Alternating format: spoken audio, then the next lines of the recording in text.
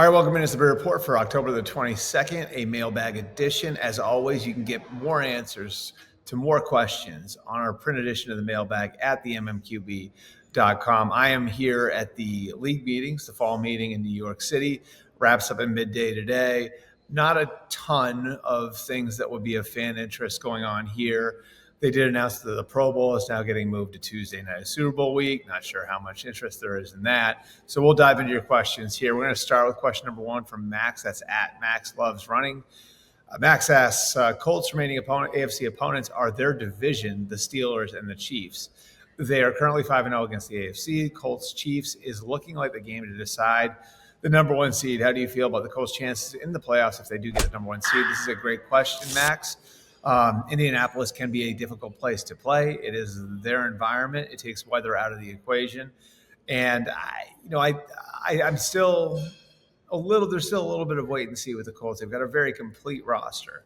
And if you look at it, like a lot of the things that they were saying over the summer and things that we talked about over the summer, they were 29th in total defense last year. They were 30th in giveaways, yet they still found a way to win 8 games. And now with a new quarterback, to make the offense a little bit more efficient and have the offense playing a little bit more responsibly in Daniel Jones, and to bring in a new defensive coordinator and let him go out and find some guys like Cam Bynum and Charvarius Ward to add to that group, you're seeing the leap now. And so the question would be, and I think this is the obvious question with the Colts, is what does it look like with Daniel Jones in a playoff setting?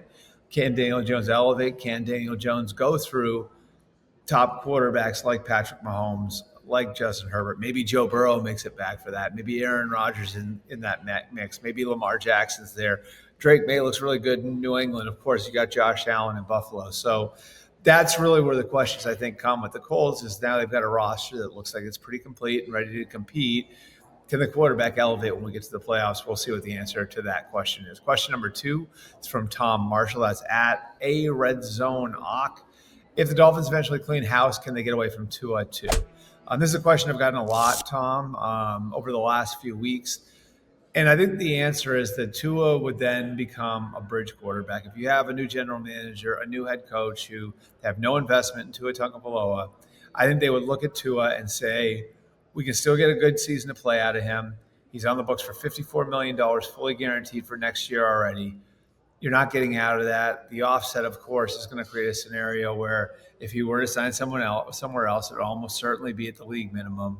So you might as well have him on your roster rather than not have him on your roster if you're going to be paying that amount of money to him. So if you're the Dolphins, if you're a new management team in Miami, I think the way you look at this is you say, we're going to detach from Tua, but we're going to do it after the 26th season.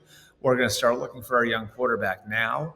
We're going to do all the work on all the quarterbacks in the draft. You presume now they're 1-6 that they will have a high draft pick, and then we'll use Tua as kind of our bridge to the future. Or if you don't see a quarterback that you like in the 26th class, and there's still a lot of questions about all the guys that we talked about over the course of the last 6 or 7 months as prospects, whether it's Aller at Penn State, who's now hurt, Nussmeier at LSU, Sellers at South Carolina, some new names coming onto the radar like Dante Moore at Oregon, Fernando Mendoza at Indiana. Still a lot of questions. So if there's not one there you like, then having Tua on the roster would allow you to punt that decision to 2027 and maybe not go all in on a quarterback in the draft that you don't feel that strongly about. So Tua does give them some flexibility. Of course, you don't feel great if you're a new group coming in about having to pay him $54 million for next year, but having the flexibility to detach after gives you the idea of like reimagining his role on the team as a bridge quarterback, whether that's to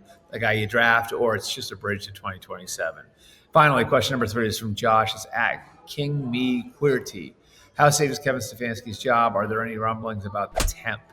Josh, I would say I think Andrew Berry and Kevin Stefanski are still relatively safe.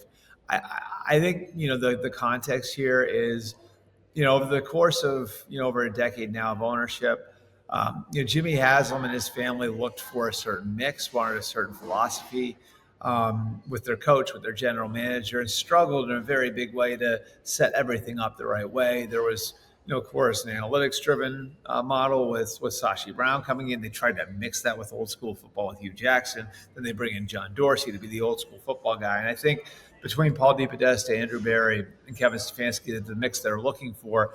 And that group's made the playoffs twice, which, believe it or not, is still the most successful run any coach or GM has had in the new Browns era, going back to when the Browns came back into the league in 1999. I also think that this is a rebuilding year, and they won't call it that. But that's what the Travis Hunter trade signified. They didn't have an answer at quarterback. They were trying to bridge it again with Joe Flacco and Kenny Pickett, and now they're going to the rookies. But really, like when you trade away the pick that would become Travis Hunter, it's an acknowledgement we're not a player away. And after some of the core players that they went to the playoffs with 2 times, it started to age out, and then you start to look at, okay, like, where are the holes on our roster? Well, there are now significant holes on our roster because we haven't had a chance to get younger because we lost 3 first-round picks in the Deshaun Watson trade. You want to build up your capital, and that's what they were able to do with the second pick. And the good news is you're starting to see the return on that with the rookie class that they have right now, whether it's Mason Graham in the first round, Quinshon Judkins and Carson Schlesinger in the second round, or guys like Dylan Sampson and Harold Finn and thereafter. And that's beyond just talking. That's before even getting to the 2 quarterbacks, and we'll see what happens with those 2. But I actually think the Browns are set up now where their team is a lot younger, their core is a lot younger going into 2026, and they have 2 first-round picks. I don't think their quarterback for next year is on the roster.